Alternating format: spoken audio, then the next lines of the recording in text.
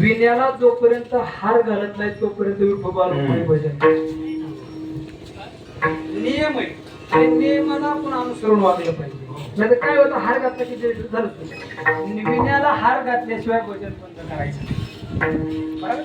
आणि म्हणून एक पहा तसा एकाची तहने सावध त्या गुन्हे कार्य नव्हा मारा हाक देवा भय अट्टहासे जव काळायचे झाले नाही मरणाचे तव गाठोडे पदरी जिने त्वचीवरी माप भरे जिने त्वचीवरी माप भरे. आईंचं माप भरलंय ना, आज वर्षेच राहते.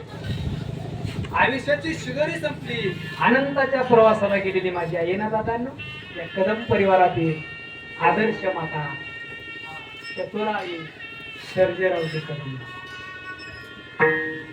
रामचंद्र दादा मुलगा आहे, नाव एकच आहे. बहिणी नाही, पत्रिकेत नाव एकच आहे, मुलगा एकच. सुनबाई नातू नातवंडे मोठा परिवार. आणि म्हणून